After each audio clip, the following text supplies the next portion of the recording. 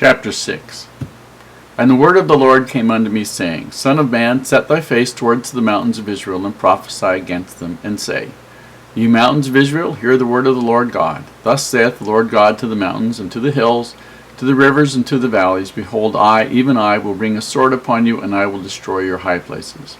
And your altars shall be desolate, and your images shall be broken, and I will cast down your slain men before your idols. And I will lay the dead carcasses of the children of Israel before their idols, and I will scatter your bones round about your altars. In all your dwelling places the cities shall be laid waste, and the high places shall be desolate, that your altars may be laid waste and made desolate. And your idols may be broken and cease, and your images may be cut down, and your works may be abolished. And the slain shall fall in the midst of you, and ye shall know that I am the Lord. Yet I will leave a remnant, that ye may have some that shall escape the sword among the nations, when ye shall be scattered through the countries.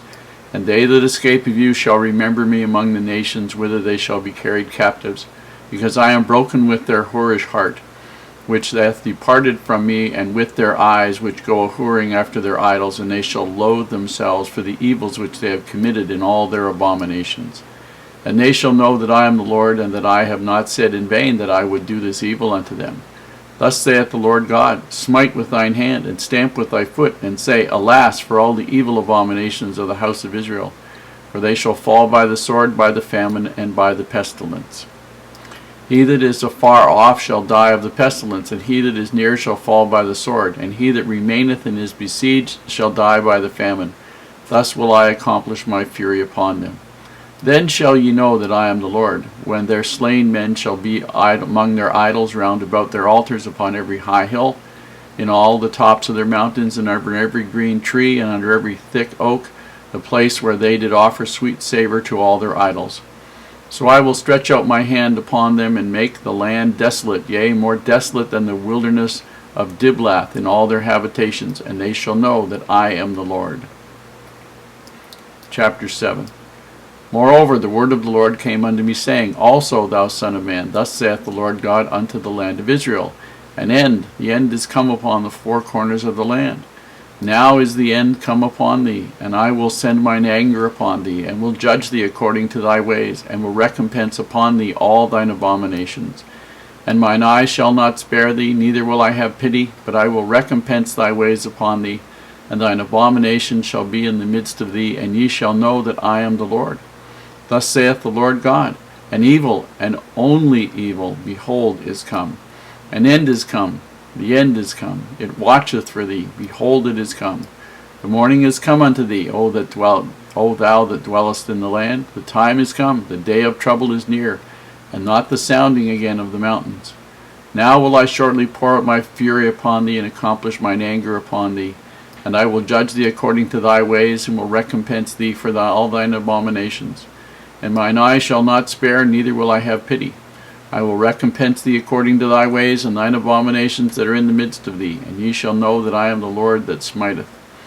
Behold the day, behold it is come, the morning is gone forth, the rod hath blossomed, pride hath budded. Violence is seen, violence is risen up into a rod of wickedness, none of them shall remain, nor of their multitude, nor of any of theirs, neither shall there be wailing for them. The time is come, the day draweth near. Let not the buyer rejoice, nor the seller mourn, for wrath is upon all the multitude thereof. For the seller shall not return to that which is sold, although they were yet alive. For the vision is touching the whole multitude thereof, which shall not return, neither shall any strengthen himself in the iniquity of his life. They have blown the trumpet, even to make already, but none goeth to the battle, for my wrath is upon all the multitude thereof. The sword is without, and the pestilence and the famine within. He that is in the field shall die with the sword, and he that is in the city, famine and pestilence shall devour him. But they that escape of them shall escape, and shall be on the mountains like doves in the valleys, all of them mourning, every one for his iniquity. All hands shall be feeble, all knees shall be weak as water. They shall also gird themselves with sackcloth, and horror shall cover them, and shame shall be upon all faces, and baldness upon all their heads. They shall cast their silver in the streets, and their gold shall be removed. Their silver and their gold shall not be able to deliver them in the day of the wrath of the Lord. They shall not satisfy their souls, neither fill their bowels, because it is the stumbling block of their iniquity. As for the beauty of his ornament, he set it in majesty, but they made the images of their abominations and of their detestable things therein. Therefore have I set it far from them. And I will give it into the hands of the strangers for a prey, and to the wicked of the earth for a spoil, and they shall pollute it. My face will I turn also from them, and they shall pollute my secret place, for the robber shall enter into it and defile it. Make a chain, for the land is full of bloody crimes, and the city is full of violence. Wherefore I will bring the worst of the heathen, and they shall possess their houses. I will also make the pomp of the strong to cease, and their holy places shall be defiled. Destruction cometh, and they shall seek peace, and there shall be none. Mischief shall come upon mischief, and rumor shall be upon rumor. Then shall they seek a vision of the prophet, but the law shall perish from the priest, and the counsel from the ancients. The king shall mourn, and the prince shall be clothed with desolation, and the hands of the people of the land shall be troubled. I will do unto them after their way, and according to their deserts will I judge them. And they shall know that I am the Lord. In these 2 chapters there are 3 questions that come up more often than not. The first one is, what does he mean by whorish heart?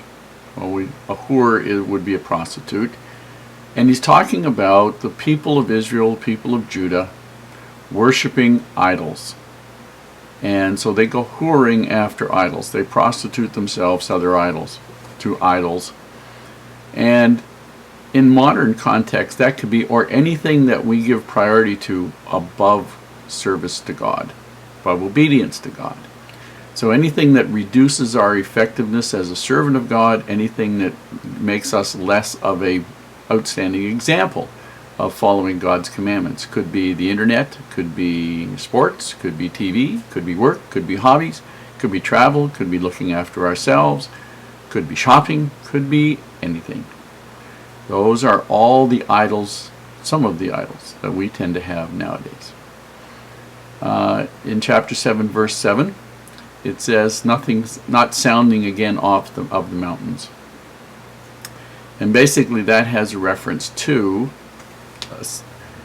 in the harvest time around Jerusalem, as people were gathering the grapes and harvesting the crops, there would be great festivals. There would be a happy time, because the more abundant the harvest, the more food they knew they would have.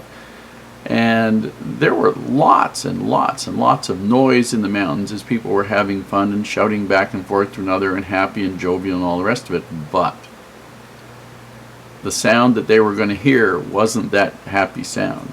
It was the noise of the invaders' army coming down to get them. And they would know when they heard that sound that because of their own wickedness and their own sins, the invader was coming.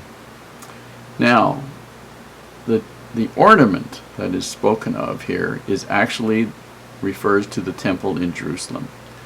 And because the people had defiled it, degraded it, put idols into it, and demeaned it, God was going to reject it.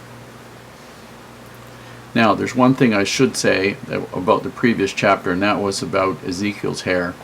1/3 of it was going to be burned. That meant that 1/3 of the people were just going to die in the siege.